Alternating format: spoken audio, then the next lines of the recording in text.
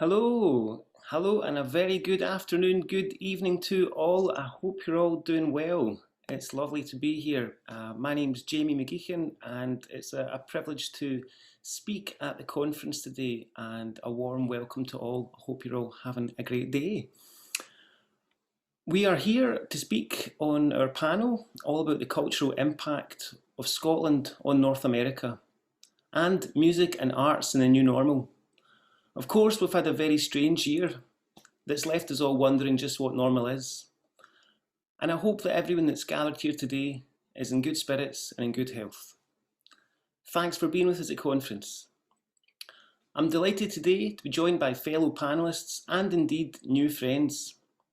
Maggie McEwan, Shea, Rory Sinclair, Susie Petrov, and Dr. Terry Miller. I'd like to invite my fellow panellists to take a moment to introduce themselves, and a warm welcome to all.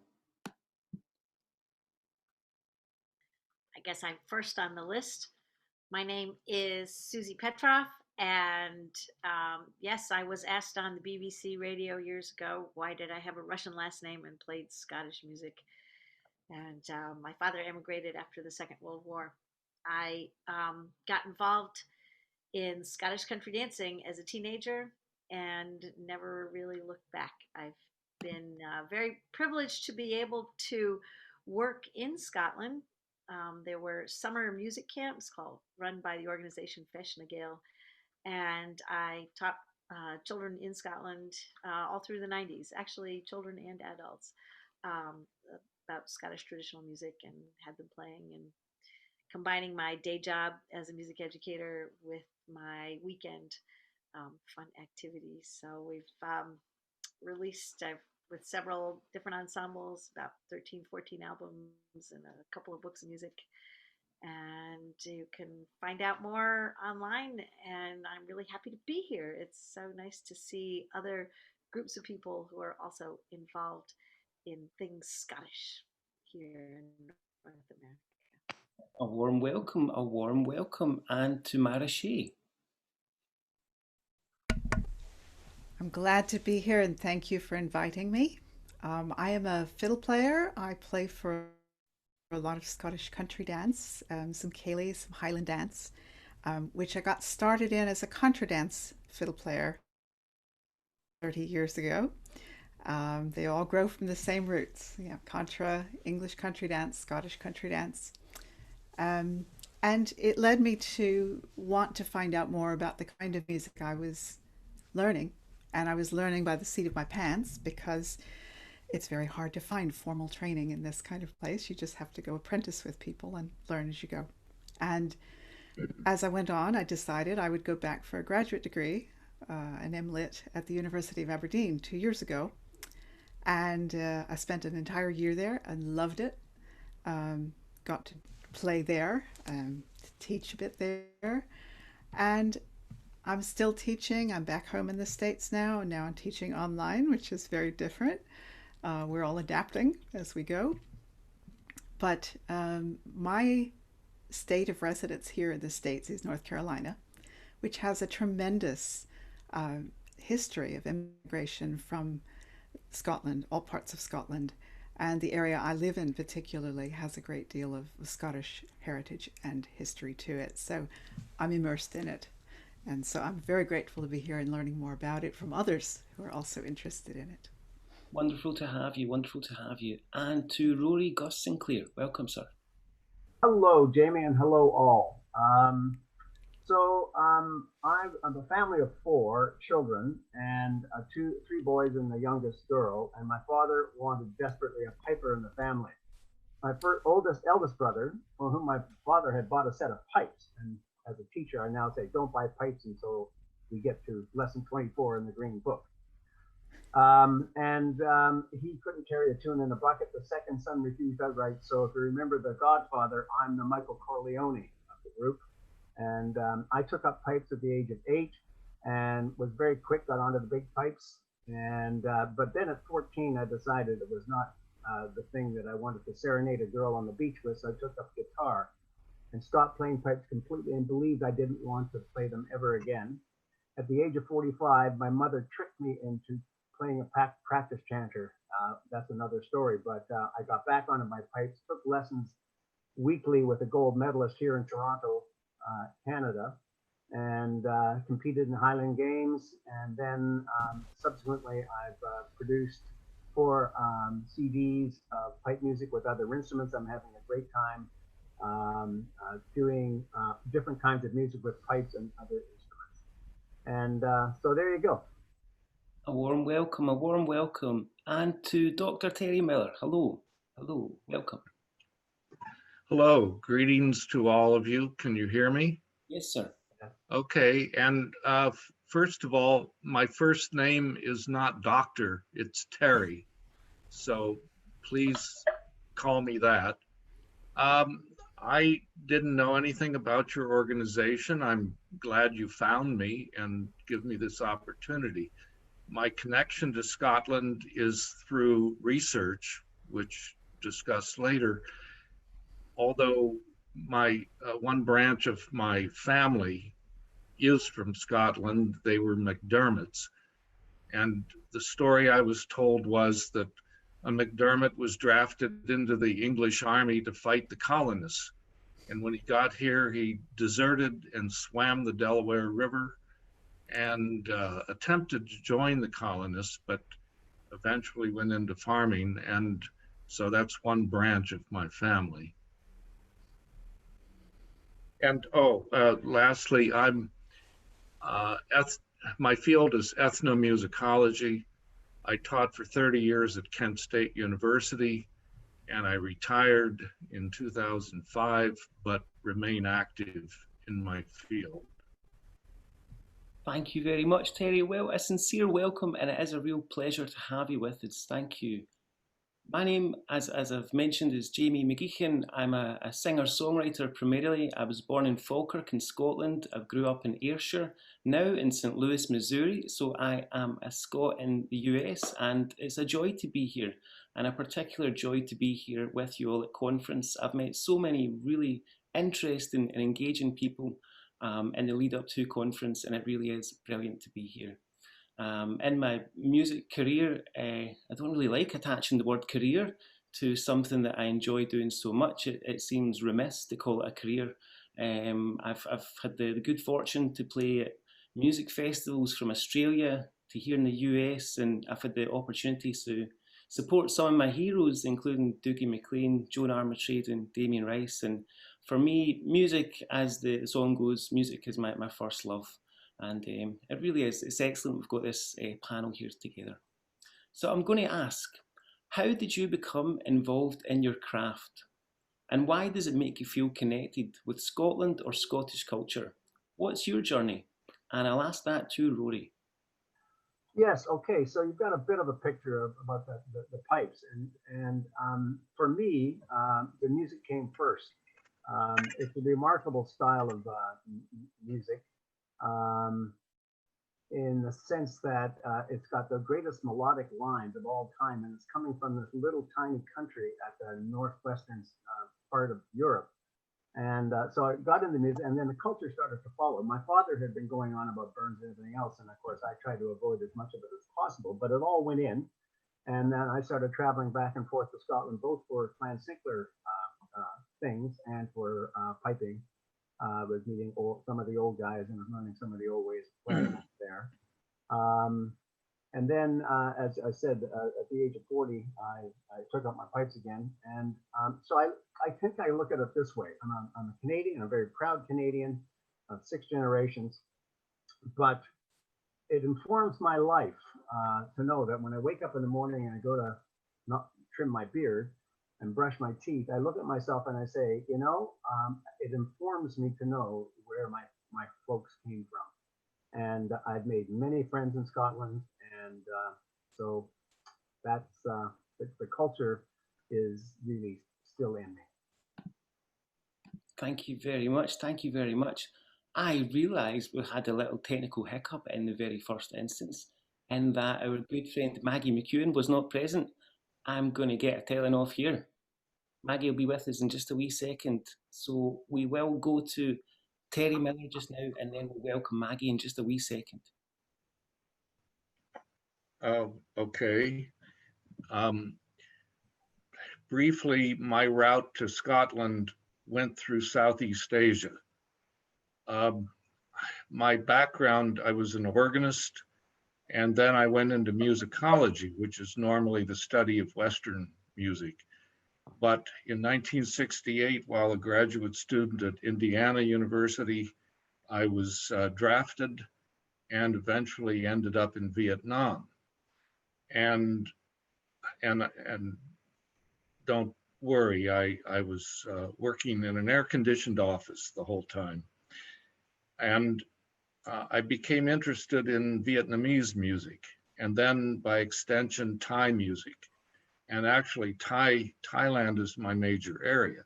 But I had also been doing research in North America, in the US, on Appalachian Baptists and eventually African American Baptists. And then one day, someone showed me a recording, Gaelic Psalms from Lewis, published from the School of Scottish Studies at University of Edinburgh. And I realized, oh, there's a lined psalm tradition living in Scotland. And eventually in 1982 and 87, I was able to do extensive field work there, especially up in the Hebrides, field recording, interviewing, etc. And that's how I got there. Thank you, Terry. Maggie, welcome, and my sincere apologies on our technical hiccup in that you weren't promoted to be a panelist. I hope you're very well. Introducing Maggie McEwan, who has done so much to advance and promote Scottish culture in North America. Good afternoon, Maggie. Hello there. Well, with that introduction, how could I possibly continue to be so annoyed? My name is Maggie McEwan. I'm a Scottish country dancer. I think you're already on why are you involved with your art. Is that correct? Yes, ma'am. Because I've been fiddling and fiddling and fiddling. I was born into a Scottish family, resident of England. And my mother taught me initially Scottish country dancing, or at least some steps from it, when I was about 5. And as we moved around the country, it sort of continued. She started a couple of real clubs in different places that we stayed, and we did sort of, ate some reels and general dances like that. And I had been dancing all my life. And when I came over here, I was I was an immigrant. I didn't come here to escape anything or for a better life. I came to Canada, which I haven't mentioned, to explore. And I had every intention of staying for a year and traveling on to South America was my next goal. Well, I'm obviously still here, and that was a great number of years ago. And after a number of years, I fell in love with the country. I fell in love with a man, and I had 2 children, all Canadian. And I felt lost. I needed some roots somewhere. My parents were still in the north of England at this point. So I started Scottish country dancing, and it developed into various different boards of various different organizations since then. Yeah, that's it fairly briefly. Wonderful, a warm welcome. Mara, can you tell us about your journey, how you became involved in, and why it makes you feel connected to Scotland and Scottish culture? What's your journey? It's a rather twisted one, but I started out, my mother was a piano teacher, so there was no mercy. I got music education from the time I could breathe, I think. But I started out with the violin as a classical kid, and I played classically and competed, and I hated it. I absolutely hated competition in that sense, and I quit when I was in my late teens. I just put the violin away, and I said, I don't need to do this anymore. And somewhere around the age of 35, a very good friend of mine said, you need to come to a contra dance. And I said, what in the heck is that? And so I went to the contra dance. It was fun. It was actually fun. It was very intimidating and staggering at first because you have to look at people in their eyes and it's like, dance with them? Oh my goodness. But what I really was captured by was the music, which was Irish, Scottish, French Canadian, a bit of old time perhaps, some original stuff, a lot of improvisation. And I began to realize that the music I'd been listening to just for fun was Scottish music and Irish music. And I thought, dang, I could play this if I only had my violin back. So I dragged it out of the closet, got it fixed up, and over the next few years, I started playing for contra dances and then for English country dance. And then I got into Scottish country dance rather accidentally, um, but discovered I really love playing for dancers because there's a reciprocity. So that as I'm playing a tune, I'm watching the dancers and I was learning to dance as well. So I could play and shape the music to fit the dance, and it was really fun to do that. And that led me to want to mentor other musicians. I guess I'm a natural teacher anyway. And so I ended up teaching band workshops, going to workshops to learn how to teach, and then ultimately going and getting an MLit in ethnology and folklore at the Elphinston Institute at the University of Aberdeen, where I also had a chance to play Scottish country dance, Ceilidh dance, Highland, and I'm still doing that now. And I just feel very connected, much more connected to Scotland for various reasons, but the music is the thing that catches me. Absolutely. Thank you so very much, Mara. And Susie, how did you become involved in your craft? And I'm aware that you're actually, like Mara, like most of us, all of us in fact, we're all multi-discipline artists. How did you become involved and what's your journey? How does it make you feel connected to Scotland? Well, we were in high school in suburban Washington, D.C., and Alice decided that Martha had to do something social. She found an advertisement for a Scottish country dance class in the newspaper. They went along. My mother went. One of my sisters went. I thought it was the most stupid thing I had ever heard of. And they finally dragged me at the beginning of the summer before my senior year. They dragged me to the summertime dance, and they were playing. It was all recorded music, and they were playing the recording of a pianist called Stan Hamilton, who immigrated from Ayr and moved to the Toronto area. And that just like I went, as I often say about children, doing, and decided that's what I had to do. Mind you, I still had to go through the conservatory for 4 years. God knows why I did that. And I've become a music educator in the tradition of the Hungarians, Zoltán Kodály, the Hungarian composer, who always emphasized learning your native culture, your native folk music. And I'm thinking, I already play folk music, and I was very fortunate to start going to Scotland in the mid 80s, and I appeared. There was a festival in Ullapool at the end of the 80s, hosted by the Battlefield Band, and I had just met them in Montreal and in Philadelphia, and I went to their festival in Ullapool and get on stage, Susie. And it was that's led to about the next 10 years worth of work for me in Scotland. I could go every summer and teach. I was in Galsby in the far northeast for a few summers, and then on Lewis actually for one summer, and then on Tyree for a few summers running. And the end of the 90s, I got to be a guest lecturer at what's now called the Royal Conservatoire in Scotland. If your audience doesn't know, they started right around the end of the 90s, mid 90s, into the early 2000s. There's a university course that you can study and get your degree in Scottish music. And you have first instrument study, second instrument study, bagpipes are included.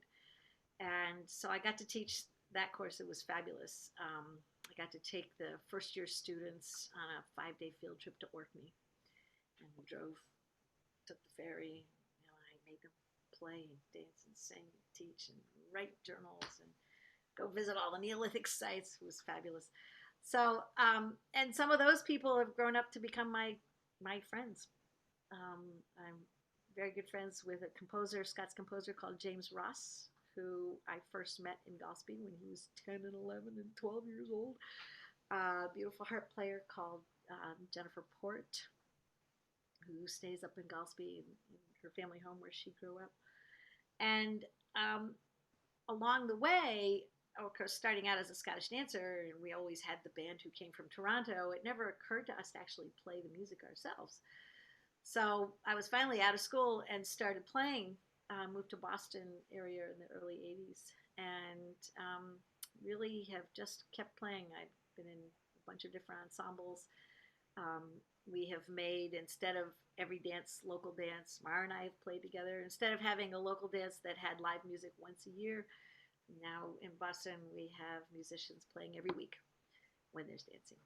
And for parties and for weekends, and we've played at Highland Games, Grandfather Mountain, the Stone Mountain, the Moon Mountain Highland Games, New Hampshire Highland Games, festivals, concerts, weddings, Kayleys, all that kind of stuff. And so it's actually been my performance outlet, and I'm very lucky to have a couple of different ensembles that have become my longtime friends. These people that we've been together since the end of the 80s, some of us, and we're not stopping anytime soon, that's for sure. So I think, and I have very good friends in Scotland. When they started a center, the National Center for Excellence in Plockton, a lot of my student friends said, "Oh, Susie, you should get this job." And I know, actually, my friend Doogie Pincock, the bagpiper, he needed to get that job, which he did. But I go and I enjoy going to visit whenever possible. Absolutely, and absolutely. I run a little circuit, and now I'm visiting people with their babies. Absolutely. Thank you so very much, Susie. Thank you for sharing. Yeah, no, it's always fascinating to me to learn about how other people started doing what it is they love to do, what the journey was there, who were their influences on a personal basis. You know, there's a real chain there through history of people that have just loved, doing things, loved their craft, and they've passed that passion on to others in the next generation. And I think that's why I always find it so inspirational to meet those who are involved in teaching and delivering workshops to others. My own personal journey as a musician involved the Brian Adams-esque. Me and some guys from school had a band, and we tried real hard. That was my journey with it. And it's interesting for me to be with people who are so passionate about traditional Scottish culture, because there are many aspects of the traditional that when I was younger, I just did not appreciate, and I've grown up in Scotland, and I find it very interesting to meet people around the world who have the passion for it, and I think it's wonderful. And the more other people with passion, the more I appreciate what it really means.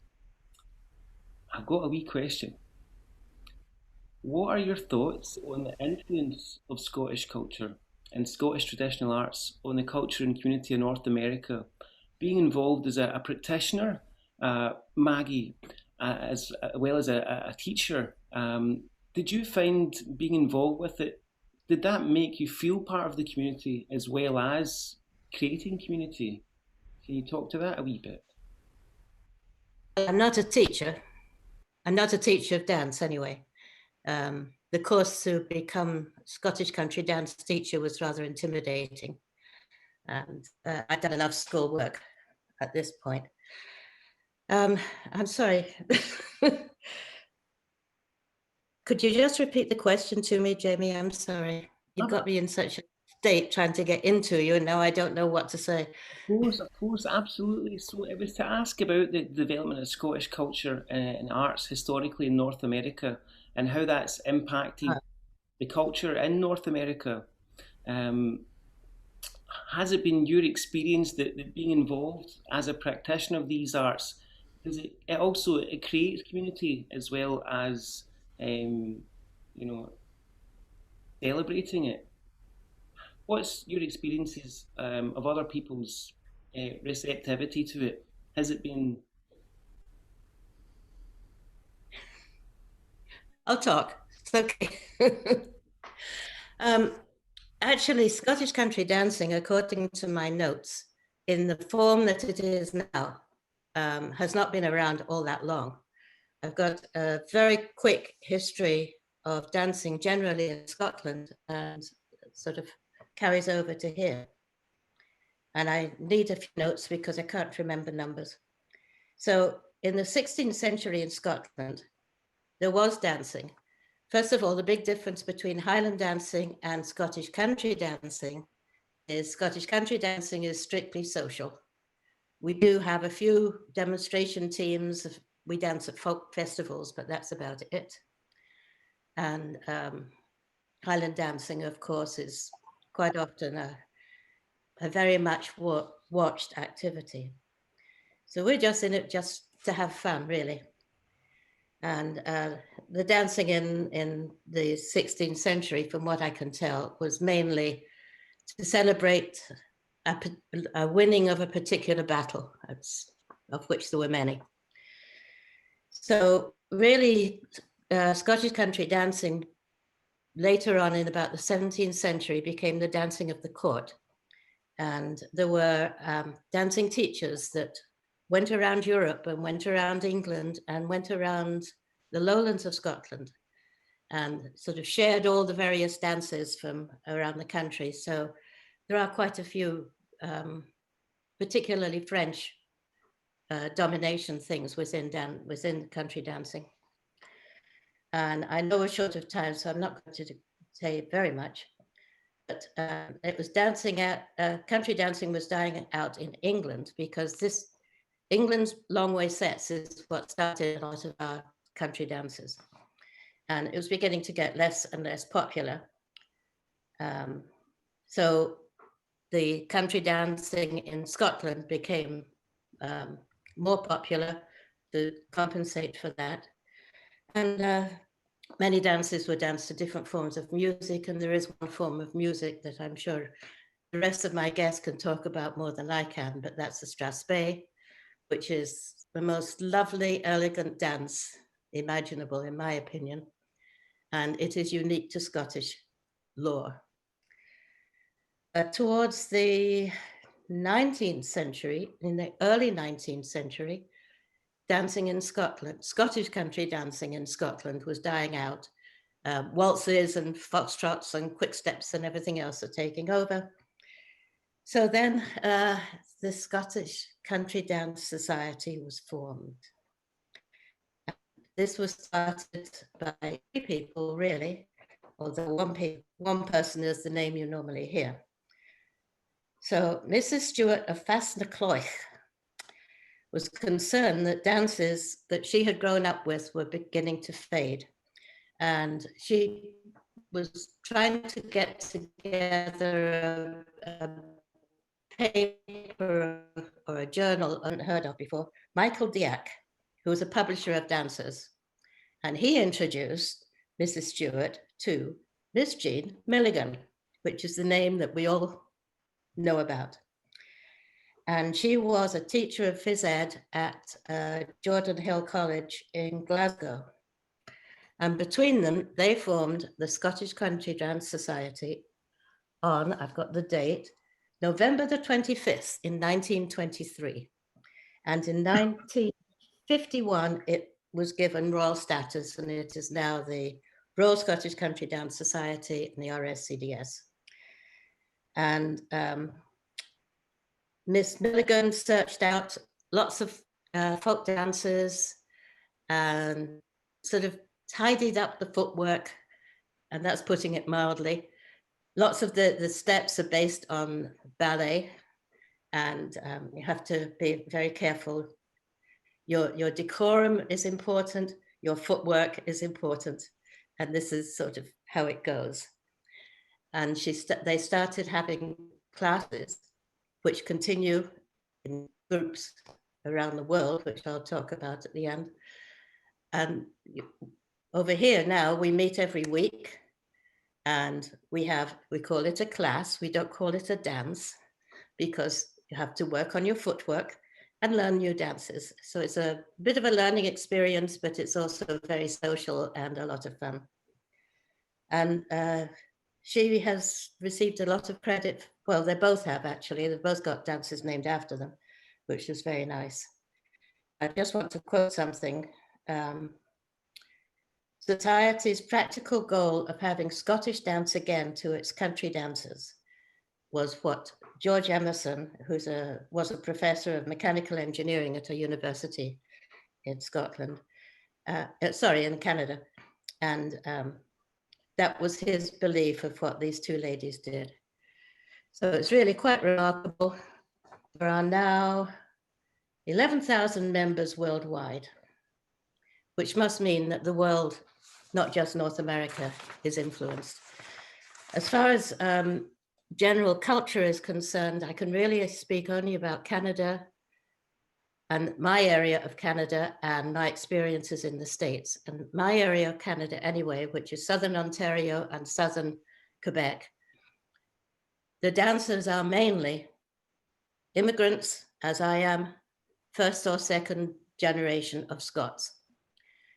In the States, and I've danced in a lot in Manhattan and Chicago, where my daughter lives, the Carolinas, I never know which one, and Florida.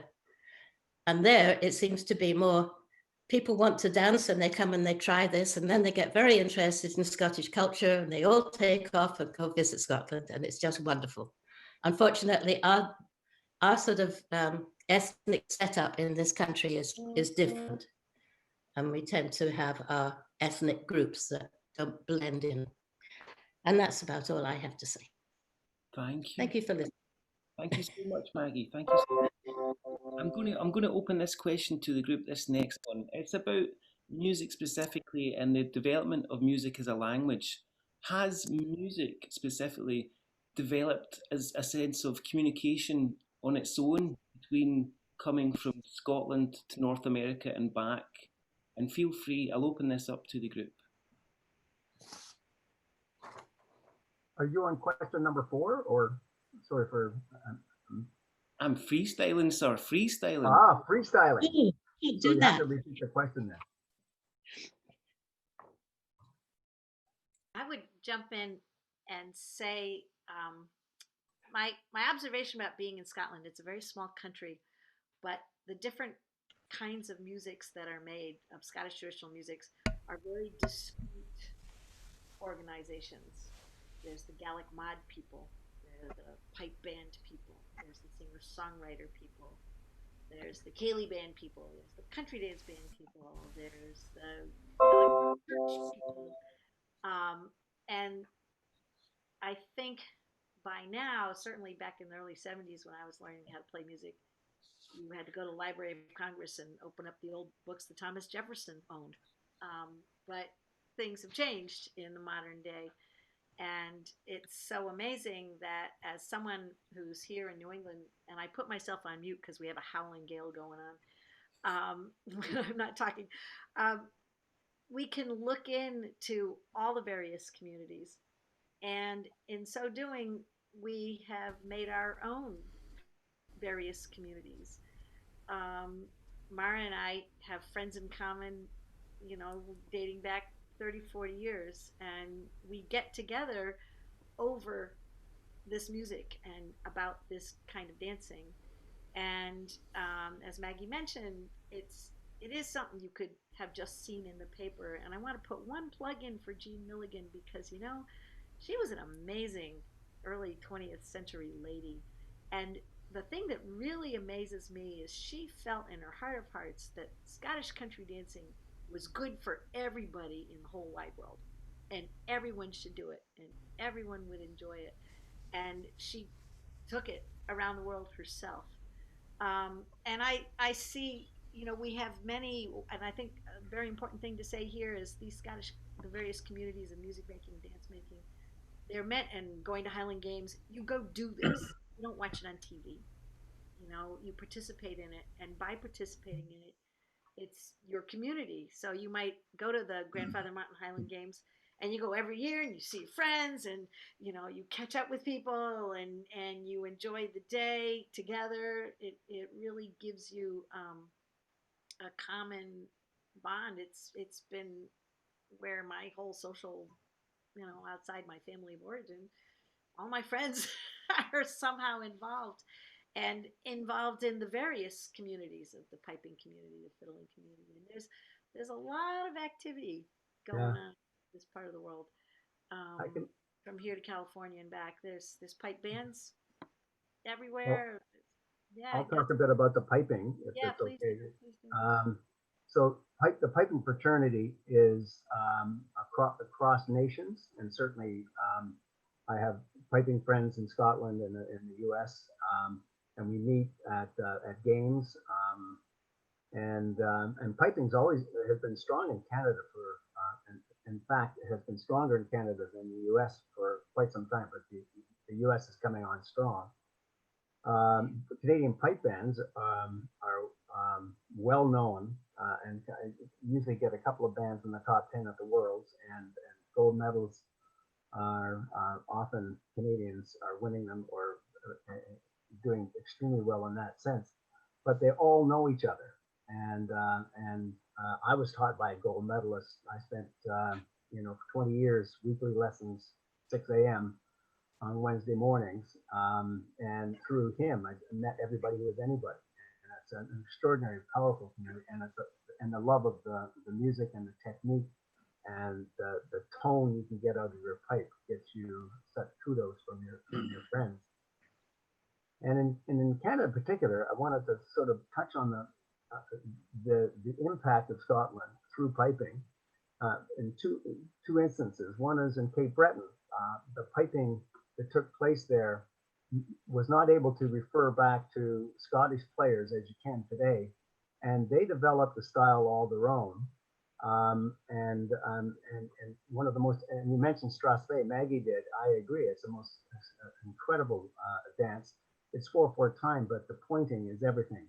Strong, weak, medium, weak, and it just lifts the dancers up. But in Cape Breton, they play it a lot faster, and there's a debate as to whether they invented that or whether they have a fragment of what was going on in Scotland before they got here. And I think it's an extraordinarily interesting debate to think that way. And the other one I wanted to mention was that Scottish whalers came into Hudson's Bay in the late 18th century, and they brought their fiddles with them. And the indigenous people, the Cree nation, many of them picked up the fiddle and continued to play for 4 more generations. And they still play the fiddle up there, and they play Scottish tunes. And there's a great half-an-hour documentary I would recommend to anyone. It's called The Fiddlers of James Bay. James Bay is that little carbuncle of a bay on the southern part of Hudson's Bay. And they went up there and they filmed them playing up there, and then took 2 of them back to Orkney, where most of their ancestors came from. Their names were McLeod and Sinclair, which are very common names in Orkney today. And they ended up playing tunes with Orcadians 4 generations later. Pretty cool. Absolutely. So I think those kinds of things and the broad appeal of Scottish culture, and in this particular instance, the piping, is not to be underestimated. That's what I have to say. Thank you so much. Thank you. We'll go to Terry. Can you please share your thoughts on the influence of Scottish culture and arts on North America? And I do believe that you've written several books, Terry, which I'm certainly going to buy and look forward to. Well, I haven't yet written the book on Scotland, but my research is very focused on the Gaelic presenting of psalms tradition. And that started out, I first discovered lining out hymns among Appalachian Baptists, Old Regular Baptists, Primitive Baptists, United Baptists, and that led me eventually to discover African American Baptists who line out hymns also. And then, as I said, I discovered the presenting in Scotland. But one question that has come up in the last 10 years was a professor at Yale in jazz studies named Willie Ruff. And he discovered, he was African American, and he was familiar with the lined out Dr. Watts singing in African American churches. He heard Scottish presenting, and he heard a similarity, and that was correct. But he jumped to a lot of conclusions which were not correct.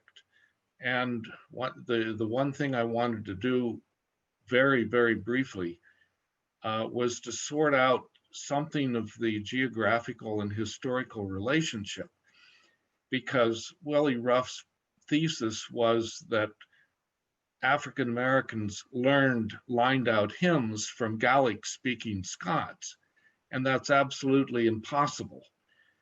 And it's not how it happened. Okay, so the haiku history is that lining out of Psalms began in England in the Calvinistic tradition.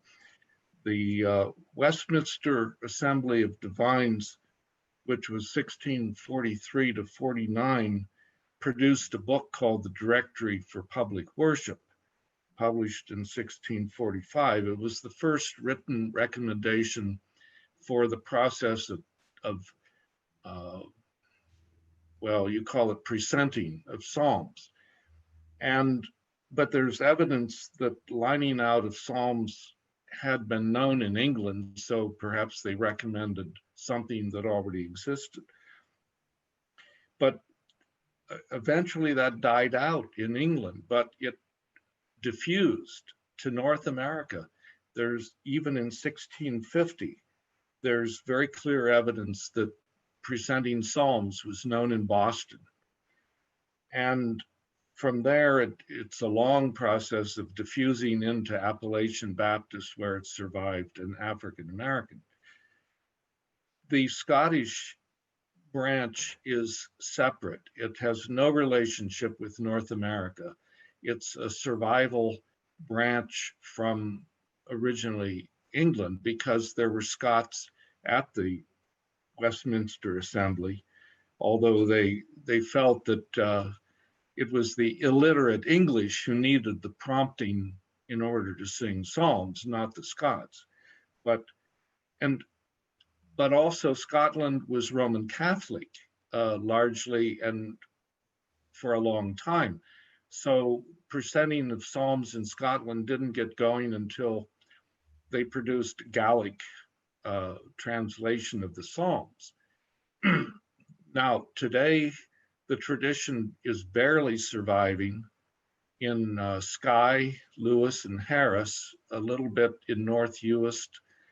And there were, in 1982, when I was doing research, there were 3 parishes in Edinburgh that still maintain Gaelic services. I doubt that they have them now, I don't know.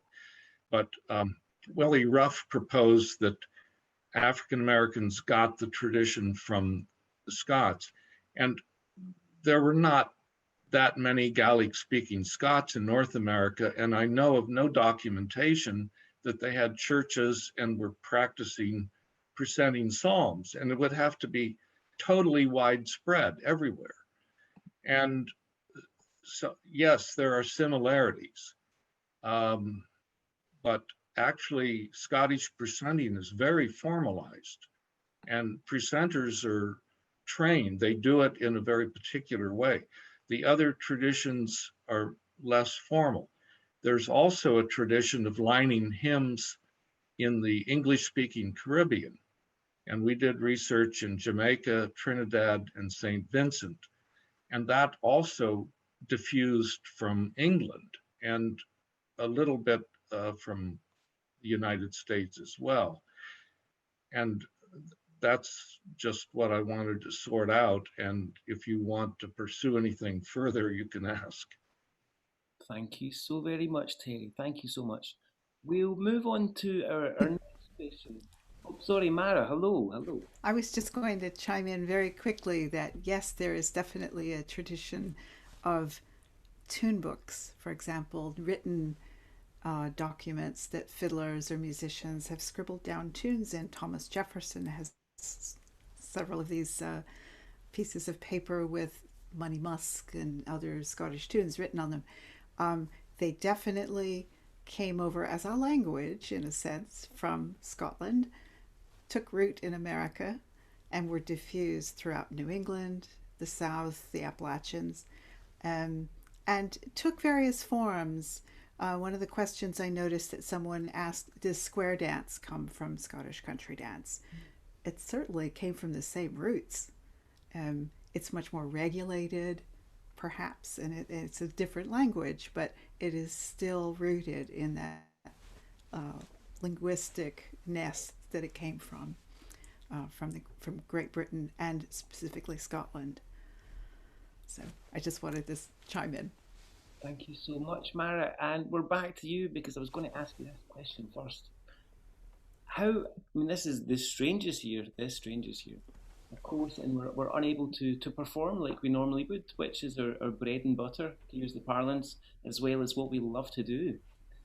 I was going to ask you first, Mara, how are cultural practitioners, musicians, artists, performers engaging with others at the moment? And can you give some notable examples of practitioners, artists, festivals, and how they've been engaging with people that you would like to draw attention to?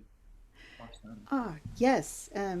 I refuse to use the that terrible word unprecedented, so I won't.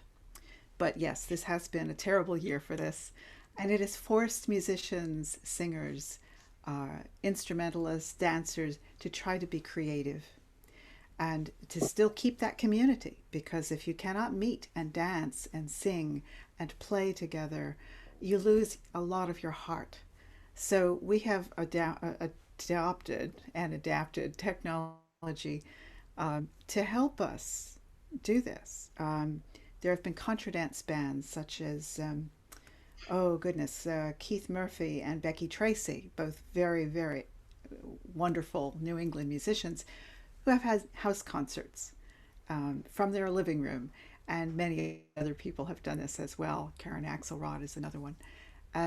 What this does is it gives you a front seat for a house concert, and you can attract 1,000 people instead of cramming in 30 into your living room. It has broadened the audience a great deal, and I think that is a very real benefit from this really strange time.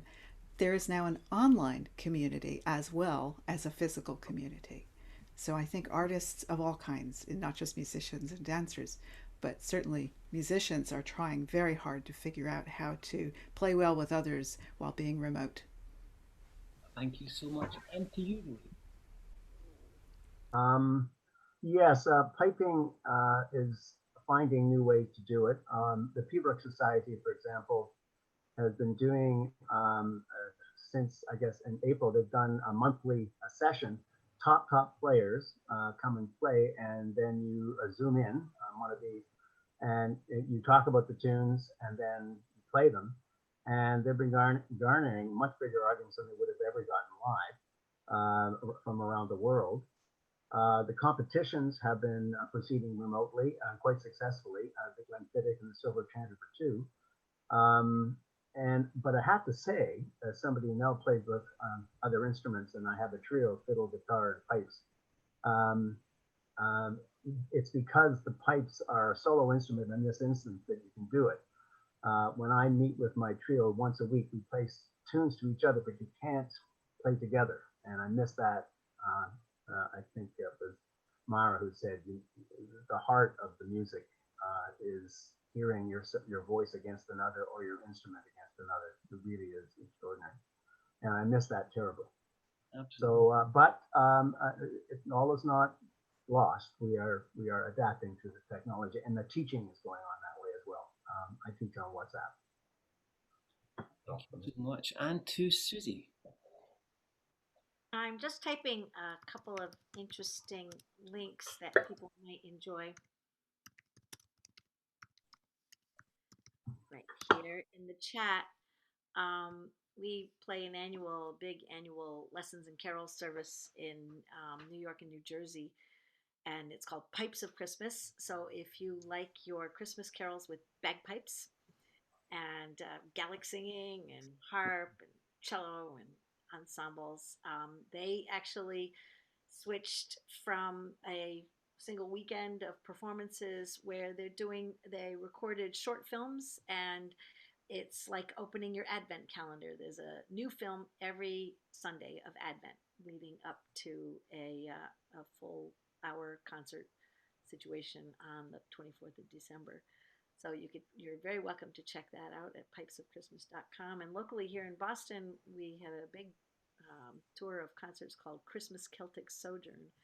And that producer he gathered 10 people together, lived in a bubble, and they actually have gone to all the theaters that they usually would tour to, and just must be playing in an empty auditorium. So check out both of those, because these are concerts available to everyone in the world.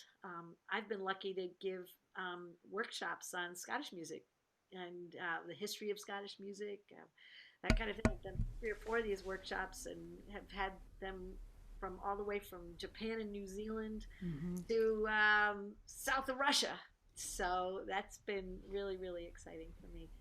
And I think maybe some of these things will continue. I think most of us who participate in things as a community with people will go back to doing that as soon as possible. You know, the people who go to church will go to church, and the people who go dancing will go dancing. And I just wanted to show those 2 particular events there. Thank you so much. Thank you. No, it's so important that we do keep busy, but certainly, as you mentioned there about the international aspect, you know, the fact that we can connect and engage with people all over the world is great. Myself personally had not used Zoom until this all began, and what a wonderful tool, certainly for connecting with people, although we can't all wait to be together again. I'm going to move on to the next question now, our final question perhaps, and then we've got some audience questions. Terry, can you recommend some articles, perhaps even your books, for those who would wish to learn more and expand their minds? Well, on a broader level, the Garland Encyclopedia of World Music is a 10-volume encyclopedia. I haven't kept up with it, but I think these things are online through university libraries sometimes, but the books may be in the libraries too. And there's 1 volume devoted to Europe and substantial material devoted to the British Isles and Scotland. I haven't written any books on Scottish, and I won't be, because that's not my major area. It's Southeast Asia, but I did all that research in 1982 and 7. I really want to write it up.